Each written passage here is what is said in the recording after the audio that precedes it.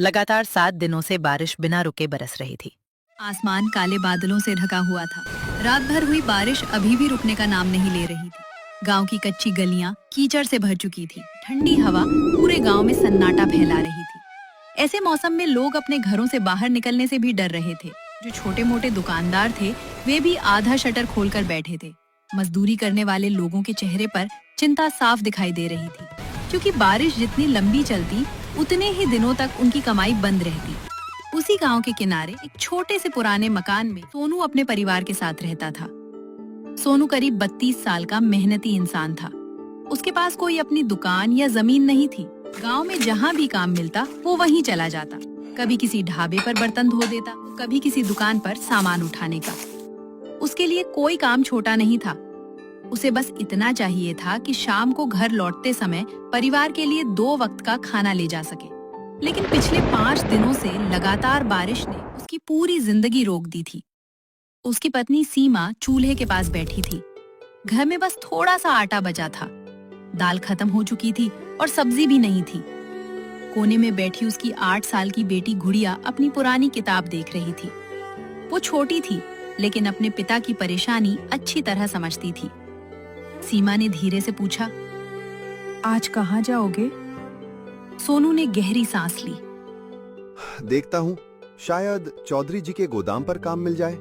अगर वहाँ नहीं मिला तो बस स्टैंड के होगल पर पूछूंगा। सीमा ने कुछ नहीं कहा। वो जानती थी कि हर जगह से वही जवाब मिलने वाला है। सोनू ने पुरानी छतरी उठाई और बारिश में निकल पड़ा। गांव की गलियों में चलते हुए उसके जूते पूरी तरह भीग चुके थे। कपड़ों पर बारिश का पानी लगातार गिर रहा था, लेकिन वो रुका नहीं।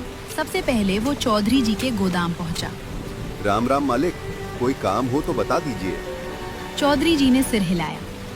अरे सोनू, अभी तो ट्रक ही नहीं आ रहे, माल ही नहीं आ रहा, काम कहाँ से दूं?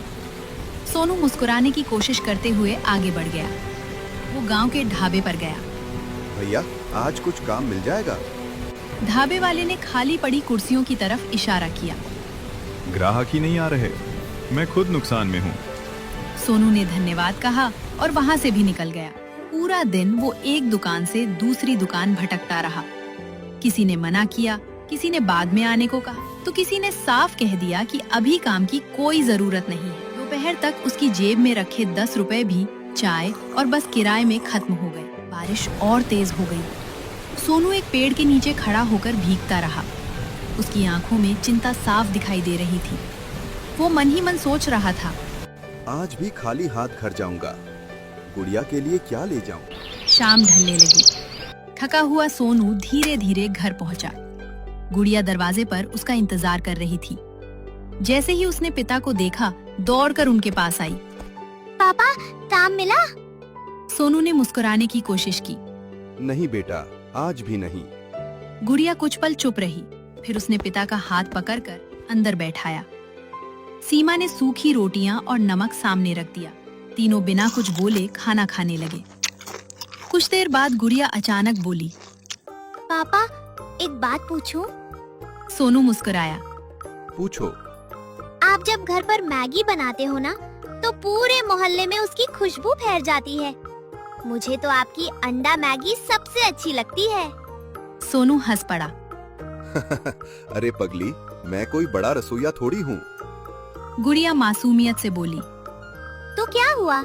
जब लोग दूसरों की दुकान से मैगी खाते हैं, तो आपकी क्यों नहीं खाएंगे? सोनू और सीमा दोनों उसकी तरफ देखने लगे। गुड़िया ने उत्साह से कहा, पापा, आप अपना छोटा सा अंडा मैगी का स्टॉल लगा लो। बारिश में सबको गरम गरम मैगी खाने का मन करता है। कमरे में कुछ पल के लिए सन्नाटा छा गया। सोनू ने पहले इस बात को मजाक समझा, लेकिन अगले ही पल वो सोच में डूब गया। उसे याद आया कि गांव के बस स्टैंड के पास शाम के समय लोग बारिश से बचने के लिए रुकते हैं। अगर वहीं छोटा सा स्टॉल लगाया जाए, शायद किस्मत बदल सकती है। उसने अपनी बेटी की तरफ देखा। गुड़िया की आंखों में पूरा भरोसा था। सोनू ने पहली बार कई दिनों बाद दिल से मुस्कुराते हुए कहा, अगर मेरी गुड़िया को अपने पापा पर इतना भरोसा है, तो मैं भी हार नहीं मानूंगा। सीमा ने घर के पुराने डिब्बे से थोड़ी सी बचत निकाली। कुछ सिक्के, कुछ मुड़े हुए नोट पूरी गिनती करने पर सिर्फ 480 रुपए निकले। सोनू ने उन पैसों को हाथ में लिया। ये रकम बहुत छोटी थी, लेकिन उम्मीद बहुत बड़ी। उसने मन ही मन फैसला कर लिया। कल सुबह सबसे पहला काम अपना अंडा मैगी का स्टॉल लगाऊंगा। बाहर बारिश अब भी लगातार हो रही थी, लेकिन इस बार उस बारिश के बीच सोनू के दिल में उम्मीद की एक नई किरण जन्म ले चुकी थी। अगली सुबह बारिश पहले से भी ज्यादा तेज थी। छत पर गिरती बूंदों की आवाज पूरे घर में गूंज रही थी। सोनू की आंख खुलते ही उसे गुड़िया की बात याद आ गई। पापा, आप अपना अंडा मैगी का स्टॉल क्यों नहीं लगाते? उसने बिना देर किए पुराने डिब्बे से 480 रुपए निकाले। यही उसकी पूरी पूंजी थी। सीमा ने चिंता से पूछा, अगर ये पैसे भी चले गए और स्टॉल नहीं चला तो? सोनू कुछ पल चुप रहा, फिर मुस्कुराकर बोला, अगर कोशिश ही नहीं करूंगा तो जिंदगी भर दूसरों के दरवाजे पर काम मांगता रहूंगा। गुड़िया खुशी से ताली बजाने लगी। मेरे पापा जरूर सफल होंगे। सोनू छाता लेकर बाजार की ओर निकल पड़ा। सबसे पहले उसने एक छोटी किराने की दुकान से 10 पैकेट मैगी खरीदी। फिर अंडे वाले से 1 दर्जन ताजे अंडे लिए। उसने प्याज, हरी मिर्च, धनिया, टमाटर, मसाले और चाय की पत्ती भी खरीदी। सारे पैसे गिनने के बाद उसकी जेब में सिर्फ 45 रुपए बचे। अब सबसे बड़ी समस्या थी, स्टॉल कहाँ से आए। उसी समय उसकी नजर कबाड़ी की दुकान पर पड़ी। वहाँ एक पुरानी लकड़ी की मेज धूल खा रही थी। सोनू ने पूछा, भैया ये मेज कितने की है? कबाड़ी बोला, 200 रुपए। सोनू मायूस हो गया। मेरे पास तो सिर्फ 45 रुपए बचे हैं। कबाड़ी ने उसकी हालत देखी और कुछ देर सोचकर बोला, ले जा भाई, जब कमाने लगे तब बाकी पैसे दे देना। सोनू की आंखें भर आईं। उसने हाथ जोड़कर धन्यवाद कहा और मेज घर ले आया। घर पहुंचते ही सीमा ने पुरानी प्लास्टिक की तिरपाल निकाल दी, जिसे बरसों पहले किसी ने दिया था। तीनों ने मिलकर मेज साफ की। गुड़िया ने लाल रंग से एक गत्ते पर लिखा, सोनू अंडा मैगी स्टॉल। वो बोर्ड देखकर सोनू की आंखों में चमक आ गई। दोपहर तक वो बस स्टैंड के पास पहुंच गया। वहाँ एक बड़ा पीपल का पेड़ था, जिसके नीचे बारिश से थोड़ा बचाव हो जाता था। उसने वहीं अपनी मेज लगाई, गैस स्टोव रखा, अंडे और मैगी करीने से रख दिए। सब तैयार था, लेकिन ग्राहक एक भी नहीं। 1 घंटा बीत गया। लोग उसके स्टॉल को देखते, लेकिन बिना रुके आगे निकल जाते। सोनू के चेहरे की मुस्कान धीरे धीरे गायब होने लगी। उसे लगा शायद उसने गलती कर दी। तभी तेज बारिश में भीगता हुआ एक ऑटो चालक वहां आकर रुका। वो कांप रहा था। उसने पूछा, भाई गरम अंडा मैगी मिलेगी? सोनू का चेहरा खिल उठा। हाँ भैया, अभी बनाता हूँ। उसने पूरी मेहनत और प्यार से मैगी बनाई।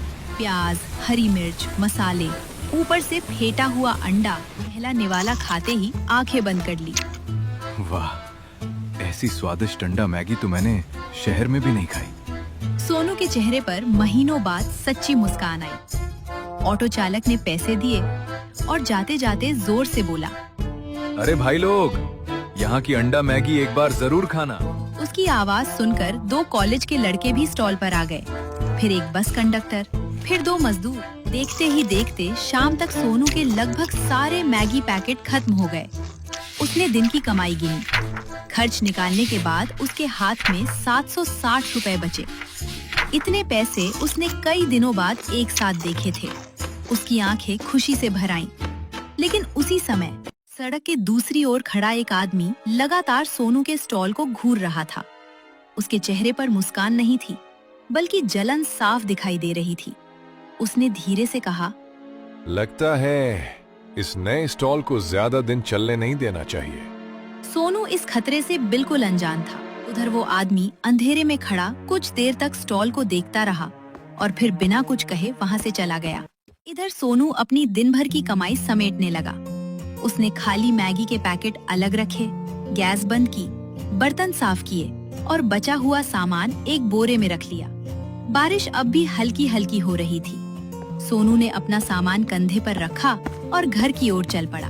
रास्ते में वो एक किराने की दुकान पर रुका। उसने 2 किलो आटा, आधा किलो चावल, थोड़ी दाल, तेल, नमक और गुड़िया के लिए एक छोटा सा बिस्किट का पैकेट खरीदा। दुकानदार ने मुस्कुराकर पूछा। अरे सोनू, आज तो अच्छी खरीदारी कर रहे हो। सोनू ने हंसते हुए कहा। भगवान की कृपा से आज पहला दिन अच्छा गया। दुकानदार ने शुभकामनाएं दी और कहा, मेहनत करते रहना, सब ठीक होगा। सोनू सामान लेकर घर पहुंचा। जैसे ही उसने दरवाजा खटखटाया, गुड़िया दौड़ती हुई बाहर आई। दोस्तों, अगर आपको मेरी कहानी पसंद आई हो और आप जानना चाहते हो कि मेरे अंडा मैगी स्टॉल का आगे क्या हुआ, तो कमेंट में पार्ट 2 जरूर लिखना। वीडियो को एक लाइक जरूर करना, अपने दोस्तों के साथ शेयर करना और ऐसे ही नई नई कहानियां देखने के लिए हमारे चैनल को सब्सक्राइब करना मत भूलना। फिर मिलेंगे पार्ट 2 में। धन्यवाद।